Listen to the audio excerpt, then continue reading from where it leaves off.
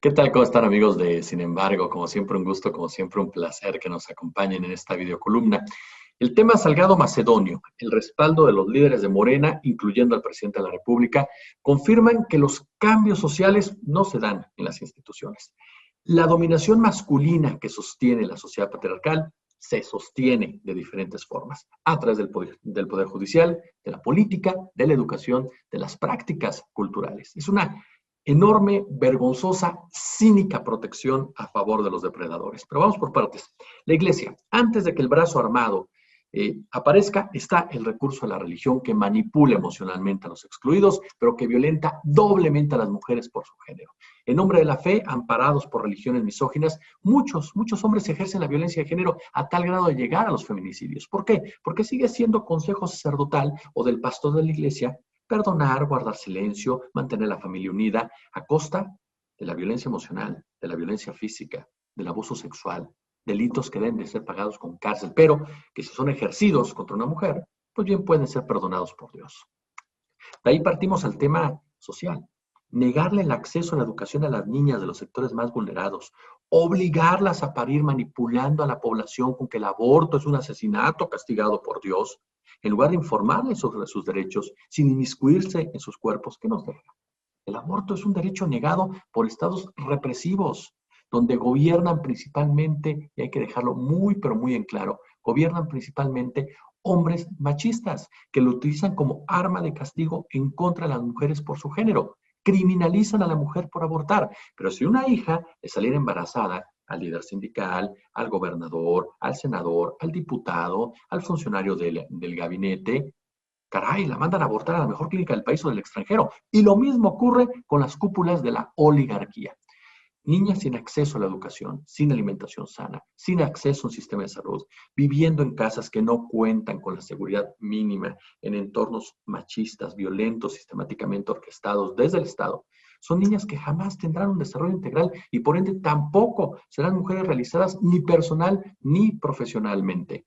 Lo común será verlas siendo víctimas desde la adolescencia, ¿no?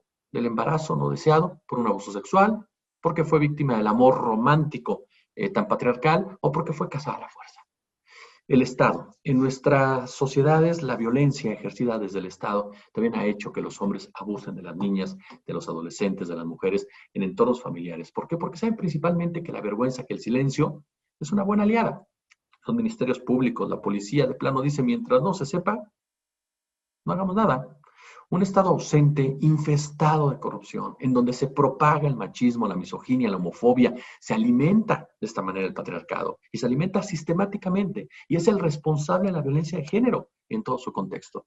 Sin leyes que castiguen a quienes violentan a las mujeres en todas sus formas, la violencia de género va a continuar. Si no se aplican las leyes, la violencia de género va a continuar y el principal criminal es el Estado, con sus políticas que se niega a reconocer diferentes derechos de igualdad, de salud, de equidad de la mujer, como por ejemplo, reitero, el aborto, seguido de una planificación minuciosa de empobrecimiento de los sectores más explotados. Y hemos llegado como sociedad a traspasar todos los límites porque los traspasó también el Estado. Centrándonos en el caso de Félix Salgado Macedonio, el político guerrerense no ha sido juzgado ni ha avanzado sus procesos porque siempre ha tenido fuero, caray, seamos claros. Vivimos en un país de impunidad, porque la Fiscalía de Guerrero promueve la impunidad cuando se trata de la violencia en contra de la mujer. Durante el año pasado tan solo, la violencia feminicida se cuadruplicó en las regiones indígenas de Guerrero. A un machismo profundo, a un olvido institucional de siglos, a una violencia criminal emergente, se sumó la violencia generada por el encierro.